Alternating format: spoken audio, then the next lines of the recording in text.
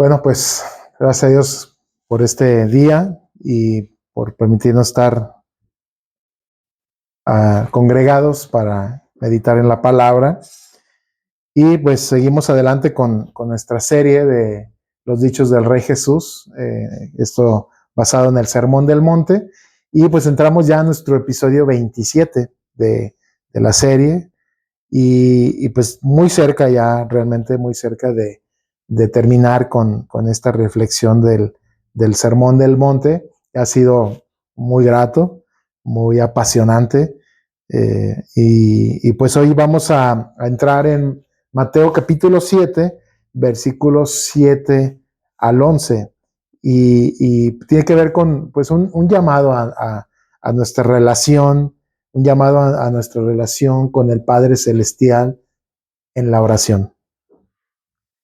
Hemos venido hablando cómo de alguna manera el Señor Jesús y Mateo, pues como escritor, como redactor, se dio la tarea de captar la secuencia del Señor Jesús por el interés que tiene en nuestras relaciones. Entonces, primero vimos y parece natural, pues, que el Señor Jesús pase de nuestra relación con nuestros hermanos y luego pase de nuestra relación también, de la relación de nuestros hermanos e inconversos, y ahora pase a nuestra relación con el Padre Celestial. Y vamos a leer estos versículos 7 al 11. Dice de esta manera: pidan y se les dará, busquen y encontrarán, llamen y se les abrirá. Porque todo aquel que pide, recibe, y el que busca, encuentra, y al que llama, se le abre. ¿Quién de ustedes, si su hijo le pide pan, le da una piedra? ¿O si le pide un pescado, le da una serpiente?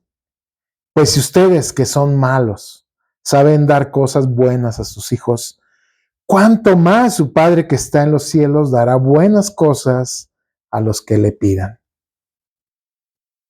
Entonces, parece natural esto, ¿no? ¿Cómo hace esta transición de la relación con nuestros hermanos, con los inconversos, ahora con el Padre Celestial? Y más todavía debido a que nuestro deber cristiano en cuanto a la discriminación, el discernimiento, el emitir juicios, el de no juzgar a otros, de no echar, no desestimar el evangelio hacia quienes realmente no lo valoran, y ser de ayuda sin ser hipócritas.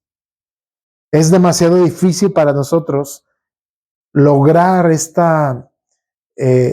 trabajo este ejercicio de no juzgar para no ser juzgados, sin la gracia divina operando en nosotros y a través de nosotros.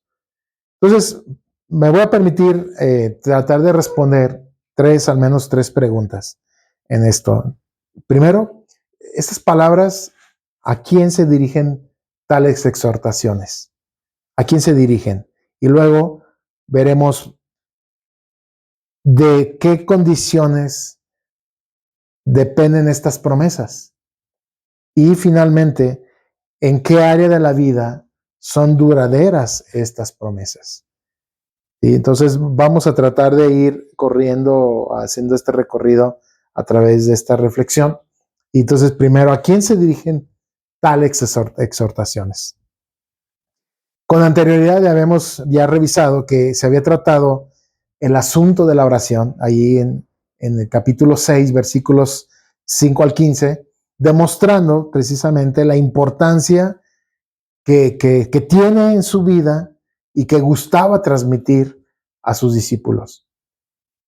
Jesús ya nos ha advertido contra la hipocresía farisea y el formalismo pagano que nos ha dado y nos dio precisamente su propia oración modelo.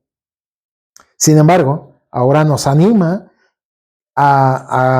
activamente a orar dándonos unas promesas muy bondadosas. Entonces, esas exhortaciones son para aquellos que hemos creído en Él, aquellos que estamos siguiéndole. No es un exhorto y no es una invitación para cualquiera. Y vamos a ver por qué. Porque pues nada se adecua mejor para entusiasmarnos a orar que la plena convicción de que seremos oídos. Ese es el motivo, ese es el propósito. O de nuevo, Él sabe precisamente que somos tímidos y asustadizos, tímidos, somos temerosos, que nos sentimos en un cierto grado indignos e incompetentes para presentar nuestras necesidades a Dios. Dice, ¿qué hemos de pedir? No sabemos, decía Pablo en Romanos 8.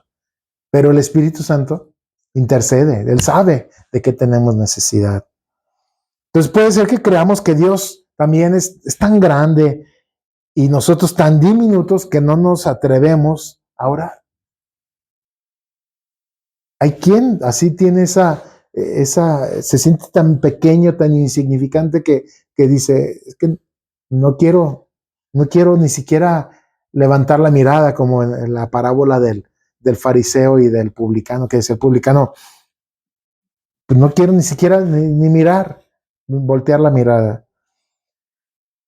Por eso Cristo quiere suprimir tales pensamientos tímidos en nosotros, sus discípulos, así como lo quiso hacer y transmitió esa enseñanza en su momento, también la quiere transmitir hacia nosotros para quitar esos pensamientos tímidos, quitar nuestras dudas y hacernos avanzar confiadamente con intensidad. Ese es el propósito de esta enseñanza.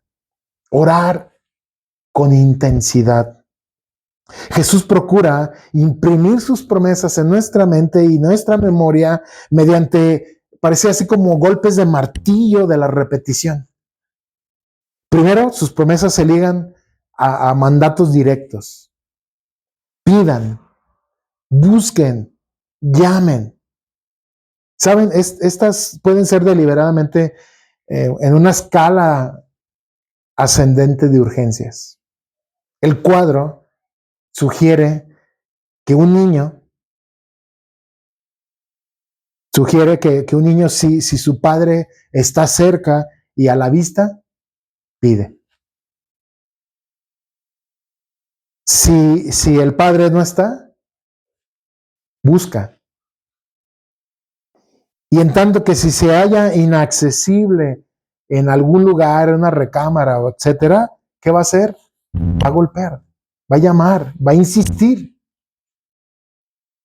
Sea como fuere, los tres verbos están en un presente imperativo e indican la persistencia, la continuidad con que deberíamos de conocer nuestras peticiones a Dios. Fíjense, la Nueva Traducción Viviente lo traduce así, de esa manera. Sigue pidiendo. No, o sea, no solamente dice pide, no, sigue pidiendo. Implica una continuidad. Sigue pidiendo, sigue buscando, sigue llamando. En segundo lugar, las promesas se expresan en declaraciones universales. Todo el que pide, recibe. Y el que busca, encuentra. Y al que llama, Dios le abrirá la puerta. En tercer lugar, Dios en su palabra aquí nos ilustra a través de Jesús sus promesas mediante esta parábola doméstica. Versículos 9 al 11 representa una situación con la que todos los oyentes estaban familiarizados. Un niño que se acerca a su padre con una petición. Si pide pan, se le dará algo que no se parece un poco a lo que pide, pero que es de hecho desastrosamente diferente. Por ejemplo, una piedra en vez de pan? ¿O una serpiente en vez de pescado? Es decir, si el niño pide algo sano para comer, que está pidiendo, en la ilustración está pidiendo pan o pescado, ¿recibirá a cambio algo insano, incomible, una piedra? ¿O posiblemente dañino, una serpiente venenosa? Pues es un contundente no.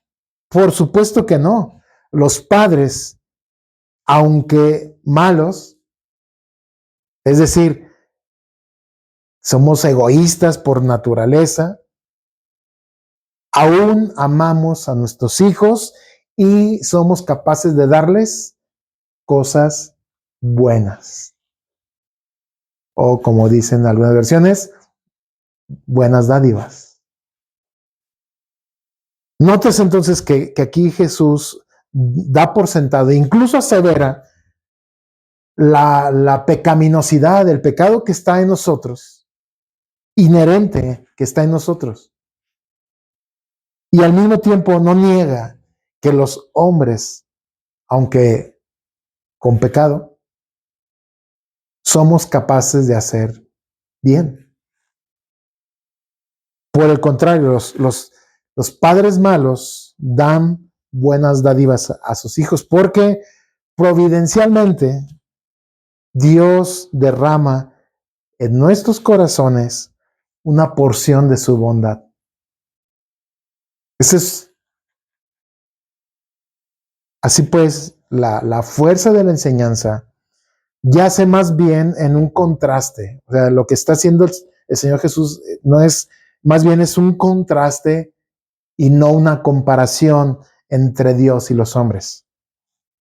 Un contraste, no una comparación entre Dios y los hombres. Si nosotros como padres de familia, y como dice el texto, aunque malos, sabemos dar buenas dádivas a nuestros hijos.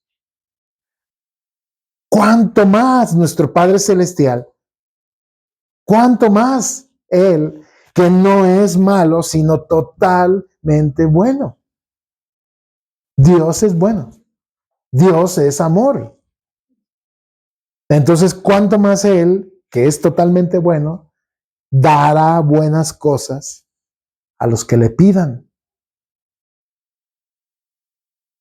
Porque, ¿qué no daríamos o qué no daría ahora a hijos cuando le pidan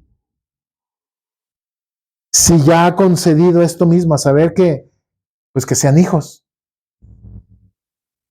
¿Qué nos puede, qué no nos daría? Si lo primordial ya no lo dio.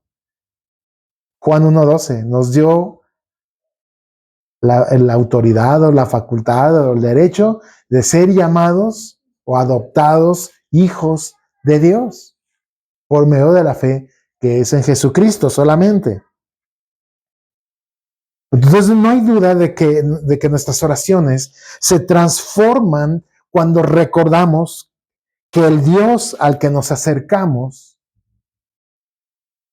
es el Dios creador y sustentador de todas las cosas. Es Abba, Padre, e infinitamente bueno y misericordioso. Por eso cuando leíamos el Salmo 89, da un matiz, apenas unos rasgos distintivos de quién es Dios, los rasgos y atributos de Dios. Y habla el Salmo de la bondad y la misericordia de Él. Entonces, amados, si pertenecemos a Cristo, Dios es nuestro Padre. Nosotros somos sus hijos.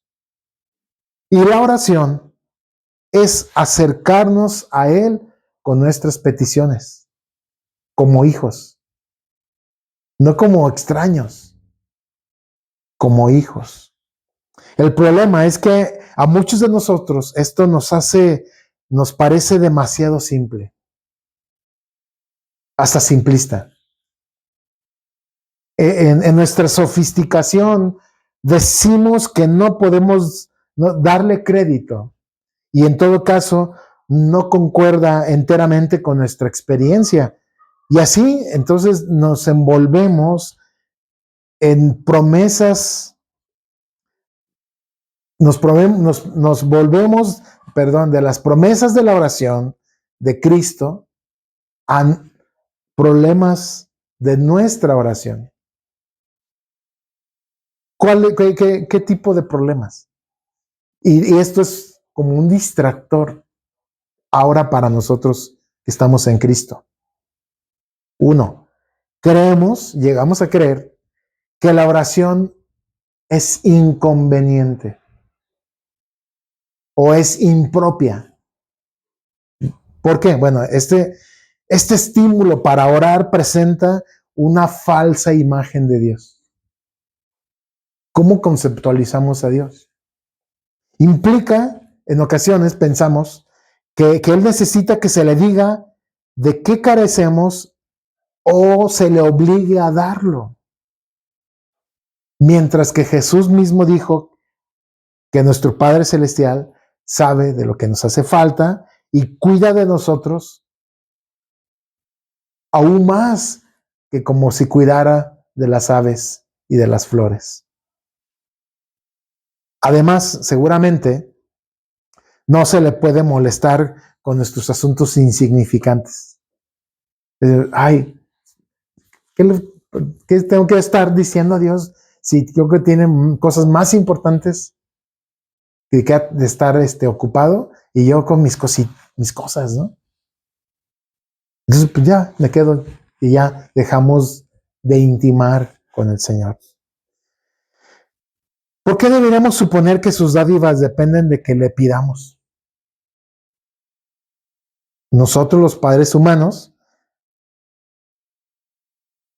esperamos hasta que nuestros hijos pidan por sus necesidades para suplirlas. En ocasiones sí, hay padres que sí, que dicen, el día hasta que hay un reclamo de un hijo, ¿no? Y el hijo le reclama, dice, es que no me compraste zapatos. Y el padre dice, ¿cuándo me dijiste que necesitabas zapatos? No, pues eso es lógico, ¿no? Que el hijo va a necesitar ropa, zapatos y que comer. Pues eso es, pero ante la maldad, volvemos al punto de la maldad que hay en nosotros, el pecado que está en nosotros, nos hace ser egoístas y ciegos en muchas cosas. Entonces, a esto tenemos que contestar que la razón por la cual el acto de dar de Dios depende de que si le pidamos, no es porque Él ignore y necesite que le informemos, ni porque esté renuente y necesitemos persuadirlo, convencerlo, darle 1000 razones a Dios para decirle, mira Dios, lo que te estoy pidiendo es por esto y por esto otro y para esto otro y mira, no creas que son con malas intenciones, no, buenas intenciones. No hace falta de persuadirlo. La razón tiene que ver más con nosotros que con Dios. La pregunta no es si Él está dispuesto a dar, sino si nosotros estamos dispuestos a recibir. Así pues, en la oración no persuadimos a Dios, sino más bien luchamos con nosotros mismos para someternos a su voluntad. Es cierto que el lenguaje de persuadir a Dios se usa a menudo con referencia a la oración. Y se usan frases, ¿no? Declaraciones y reclamos de promesas y votos y cuanta cosa, pero es en favor de nuestra debilidad humana. Fíjense, aunque Jacob persuadió a Dios, lo que realmente sucedió es que Dios lo persuadió a él. Jacob dijo que no te voy a soltar hasta que me bendigas. Y más bien Dios lo tuvo que persuadir y someter, que hasta lo dejó rengo, ¿no? Lo persuadió haciendo que se rindiera cuando fue capaz entonces de recibir la bendición que Dios estaba deseando darle. La verdad es que el Padre Celestial nunca consiente a sus hijos en el plano humano como conocemos consentir. Recuerdo un hermano que siempre se paraba y cuando daba gracias decía, pues miren, se va a escuchar feo, pero la verdad es de que yo soy más consentido de los hijos de Dios. O sea, no se sientan mal, pero la verdad es que yo soy el más consentido. Porque a mí Dios, yo soy el consentido de sus hijos. Entonces, la verdad es que el Padre Celestial nunca consiente a sus hijos. Él no nos colma de regalos, los queramos o no. Ya ve que un padre consentidor, casi cada día, llega con regalos, con algún obsequio, alguna acción con el hijo. Y aunque el hijo nunca le haya pedido nada, el padre simplemente llega y se lo da, lo quiera o no. ¿Estamos preparados para recibirlo o no? En cambio, espera que reconozcamos nuestra necesidad y volvamos y vayamos a Él en humildad. Es por eso que dice, pidan y se les dará. Y por lo cual Santiago añade diciendo, piden y no reciben, porque piden con malos propósitos. La oración entonces no es inconveniente, es el camino que Dios mismo ha elegido para que expresemos nuestra necesidad consciente y nuestra dependencia humilde de Él. Pero tenemos un segundo problema con el tema de la oración. Creemos que la oración es innecesaria. Así como creemos que la oración puede llegar a ser impropia o inconveniente, creemos que la oración es innecesaria. Y esto tiene que ver más con la experiencia propia contra la teología. Los cristianos atentos miramos a nuestro alrededor y vemos que la mayoría de la gente la vive muy bien sin orar. En verdad parece que reciben sin oración las mismas cosas que nosotros recibimos con oración. Consiguen lo que necesitan trabajando por ello y no orando por ello. Si vamos con algún compañero de trabajo, con algún vecino, amigo o familiar, le decimos, oye, ¿oraste a Dios por tu nuevo puesto? Y va a decir, ¿orar? ¿Es eso qué? No, yo trabajé por ello. El agricultor consigue una buena cosecha laborando, no orando. La madre tiene a su niño mediante técnicas médicas, no mediante la oración. La familia equilibra su presupuesto por el salario que gana el papá o quienes trabajen y quizás otros, no por la oración. Claro, podemos ser tentados a decir, esto prueba que la oración no hace ni la mínima diferencia en una vida o en una familia. Es pues, simple aliento desperdiciado. Es mera costumbre, orar por orar. Pero esperemos un momento, ¿no? Al pensar en este asunto, necesitamos distinguir entre las dádivas de Dios como creador y sus dádivas como Padre y Salvador.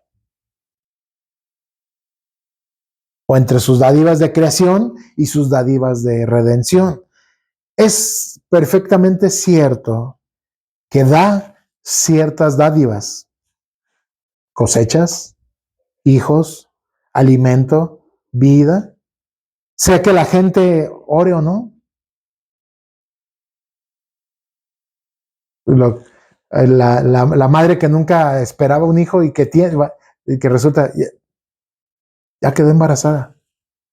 ¿Oró para quedar embarazada? No, simplemente es una parte de una dádiva que Dios hace. Sea que la gente ore o no, que crean o no, Dios da a todos vida y aliento, envía a todos la lluvia del cielo y las estaciones del año. Hace salir su sol sobre buenos y malos. Visita a la madre cuando ella concibe y más tarde da a luz. Ninguna de estas dádivas depende del reconocimiento de su creador por parte de la gente o de una oración a él. Pero las dádivas de redención de Dios son diferentes. Dios no otorga la salvación a todos, sino que da con abundancia a todos los que le invocan, dice Romanos, porque esto es lo que dice. Su generosidad se desborda con todos los que le invocan. Por tanto, todo el que invoque el nombre del Señor se salvará. Lo mismo se aplica a las bendiciones posteriores a la salvación, las buenas cosas que Jesús dice que el Padre da a sus hijos. No son bendiciones materiales las referidas aquí, sino bendiciones espirituales. ¿Como cuáles? El perdón de cada día, la liberación del mal, la paz, el aumento de la fe, la esperanza y el amor.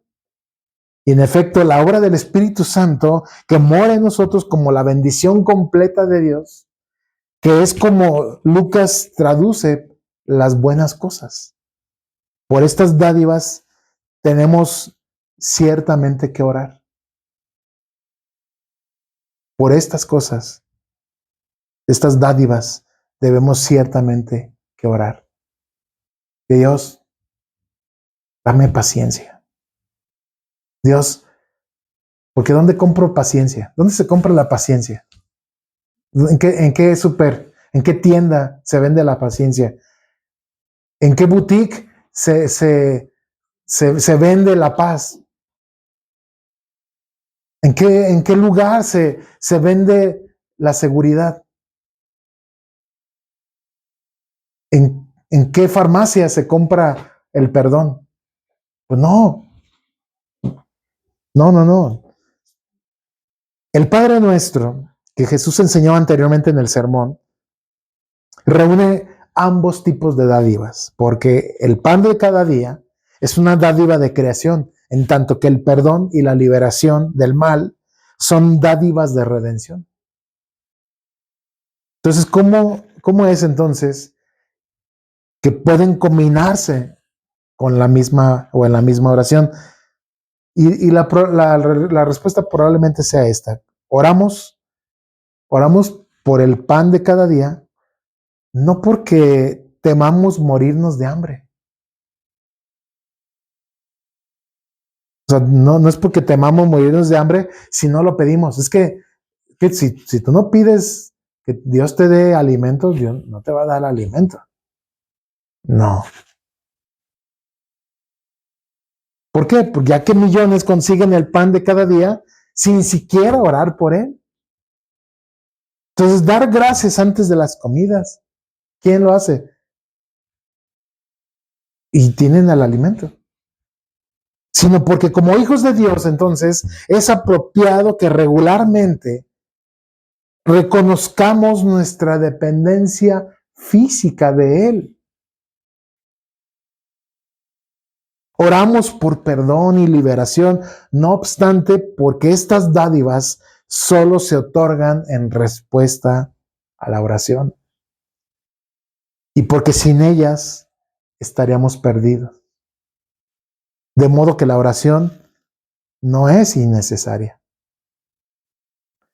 Y tercero, con lo cual podemos estar luchando nosotros, es que podemos llegar a creer que la oración es improductiva.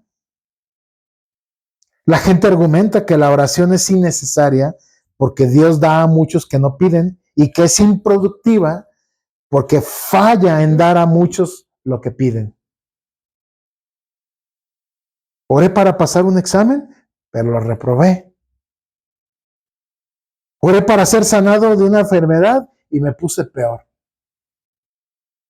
Oré por paz, pero el mundo está lleno de ruido de la guerra. Entonces, la oración no funciona. Y ese es el conocido problema de la oración no respondida. Y por eso muchos no oran.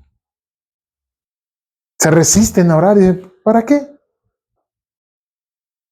¿Para qué oro? De todos modos, se va a hacer lo que se tenga que hacer. Va a pasar lo que tenga que pasar. La mejor manera de acercarse a este dilema es recordar que las promesas de Jesús en el Sermón del Monte no son incondicionales. La reflexión subsiguiente nos convencerá de ello. Es absurdo suponer que la promesa pidan y se les dará es una garantía absoluta a lo cual se ha atado ninguna condición. Pues ahí dice, pidan y se les dará. ¿Cuál es la condición? Ninguna. No hay condición. Que llamen y se les abrirá es parecido a ese ábrete sésamo, ¿no?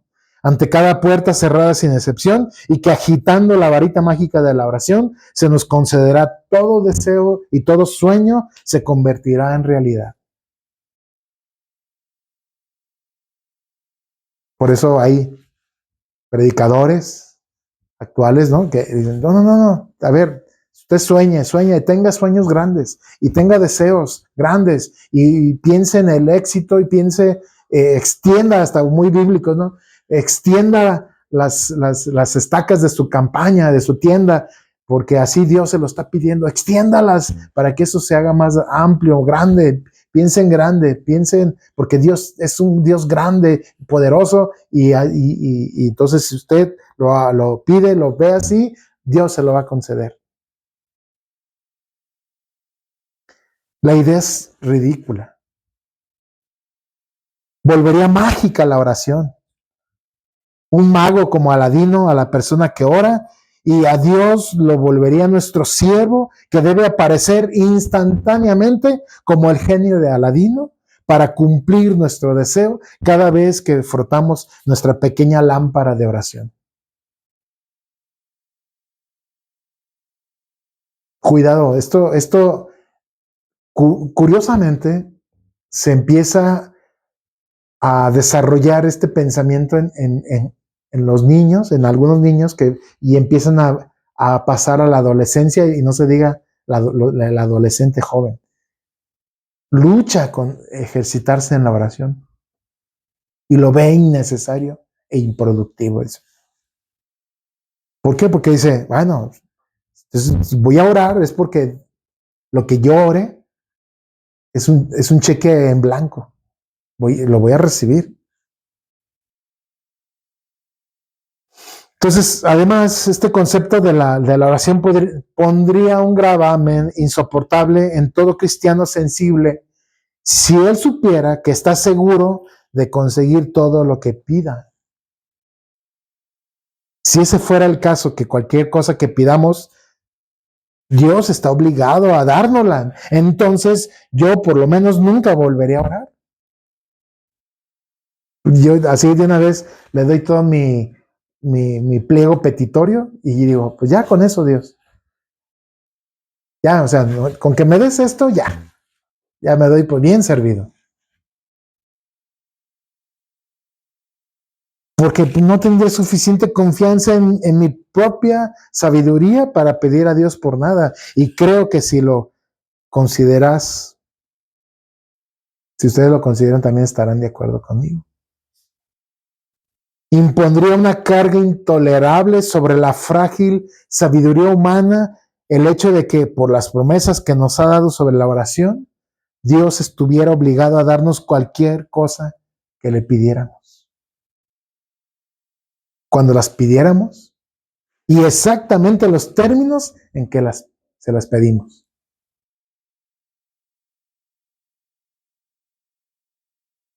¿Cómo podríamos llevar la carga? Y esto responde entonces a nuestra segunda pregunta. ¿De qué condiciones dependen estas promesas? Ya hemos respondido que ¿a quién va dirigida esta exhortación? A los discípulos. ¿De qué condiciones dependen esas promesas? Bueno, quizás podríamos explicar el asunto de esta manera. Por ser bueno, nuestro Padre Celestial da solo buenas dádivas a sus hijos. Por ser también sabio, sabe cuáles dádivas son buenas y cuáles no.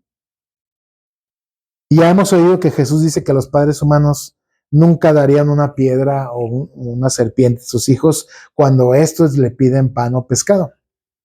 Pero ¿qué pasaría si los hijos, por ignorancia o desatino, pidieran realmente una piedra o una serpiente? Papá, quiero un león. Y dices, ¡ay! Quiero una hiena de mascota. Dices,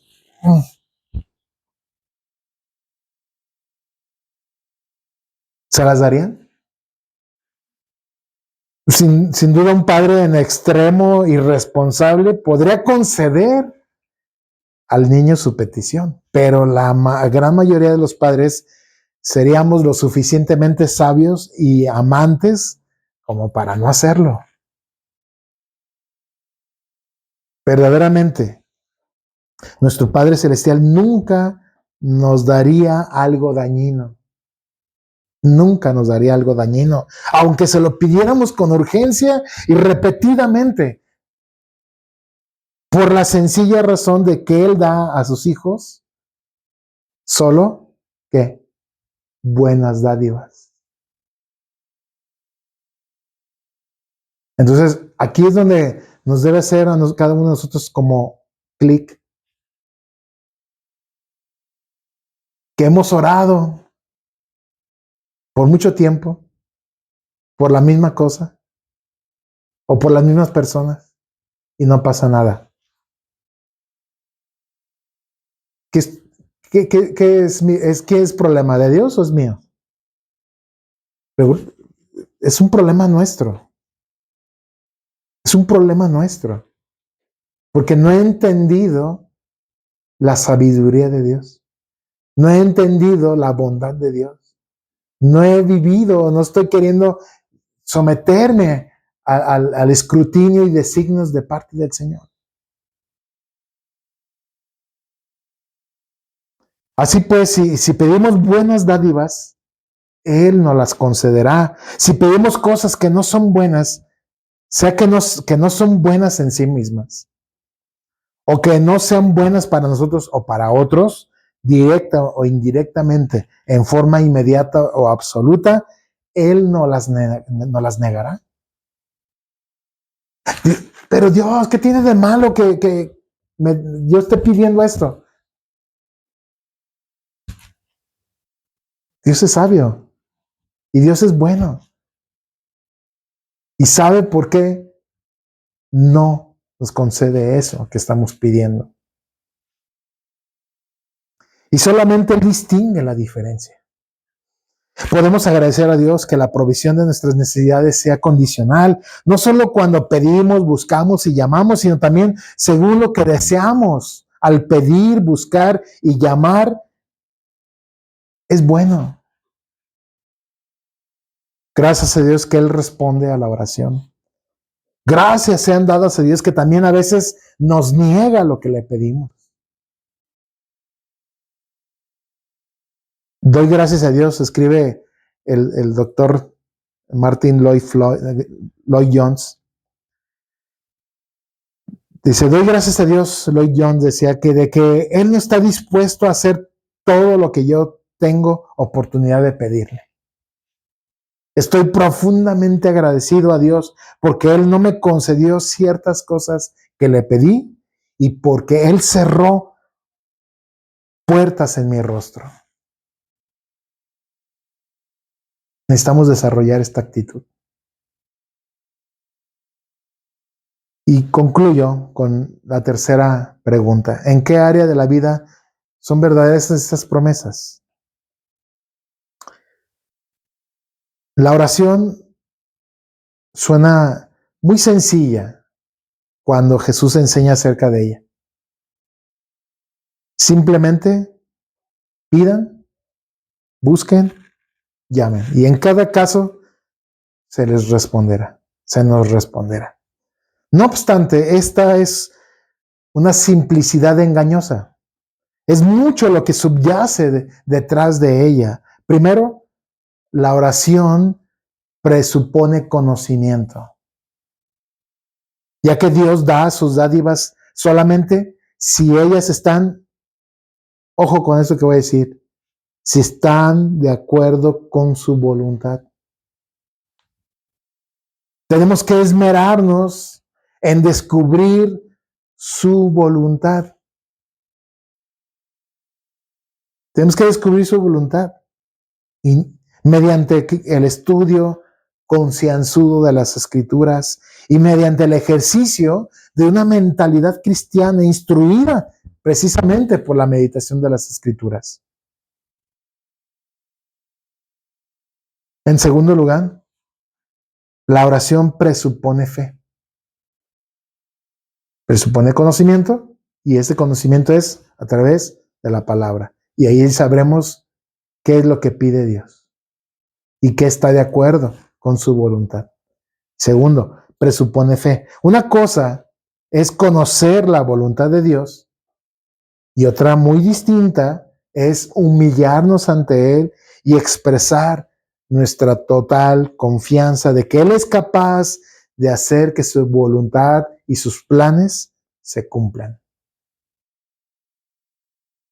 En tercer lugar, la oración presupone deseo.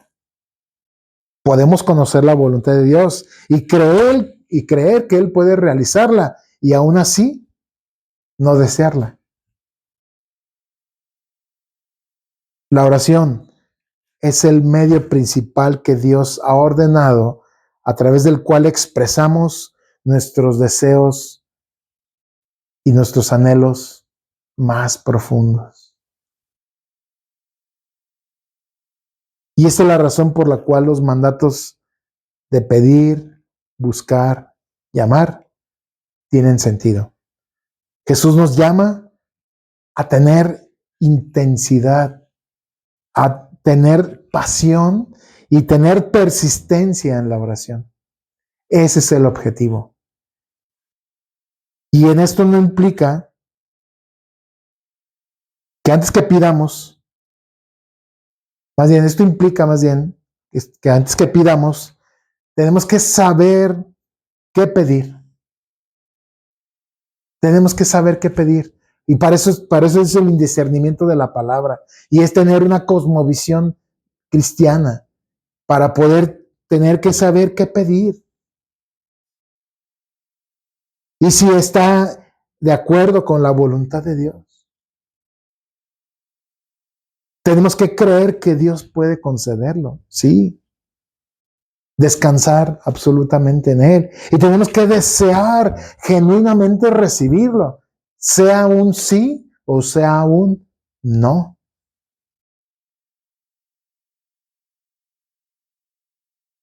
Entonces, las promesas misericordiosas de Jesús se convierten en realidad.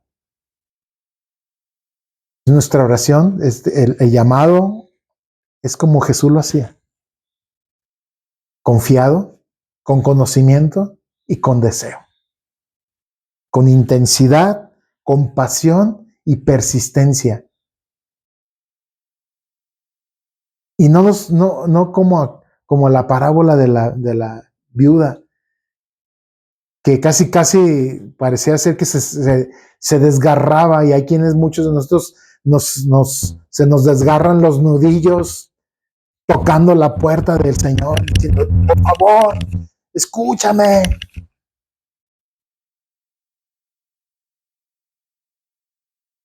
Y como nos sentimos tan frustrados, empezamos a involucrar a otros, ¿no?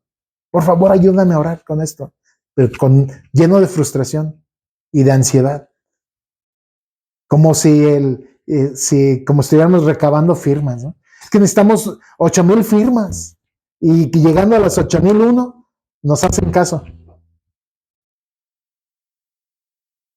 Parecía ser que estamos involucrando, buscando recabar firmas. Entre más nos unamos en oración por una situación, pareciera ser que Dios lo vamos a persuadir. Decirle, Dios, mira, ya somos 20,000 personas orando. Ya no. O sea, creo que ya es tiempo de que contestes. No, así no funciona la oración.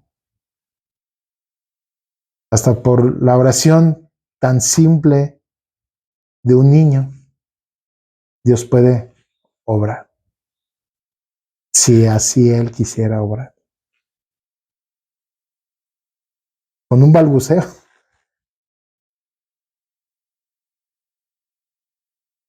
Entonces, ese es el llamado que tenemos el día de hoy. Descansemos, ejercitémonos, pero con este trasfondo y desechando esas luchas y permitiendo que Él limpie nuestro corazón de estas presuposiciones con las cuales a veces hemos crecido, hemos desarrollado y nos han obstaculizado ejercitarnos en la oración. Oremos. Queremos darte gracias, Dios, por tu palabra. Ha sido claro el llamado y queremos tener esta intensidad, tener esta pasión y esta persistencia en la oración, pero con pleno conocimiento, con una firme convicción de fe y un profundo anhelo de recibir tus designios y hacer tu voluntad. Permítenos desarrollarnos en este hábito y permítenos estar confiados en tu poder, tu gracia, quién eres y lo que has hecho por nosotros. No en nosotros, no depende de nosotros, Señor. No depende de si son palabras bonitas, si son posturas correctas. Todo depende de ti. Pero también, Señor, nos animas a desarrollarnos en la oración. Una oración confiada, una oración con una cosmovisión bíblica y que antes que pidamos, sepamos saber qué pedir sin que esto atropelle o esté en contra de tu voluntad. Sigue formando en nosotros estos rasgos de carácter y hábitos y gracias por hablarnos a nuestras vidas. En el nombre de Jesús te agradecemos y bendecimos, Dios. Amén. Gracias, Dios les bendiga.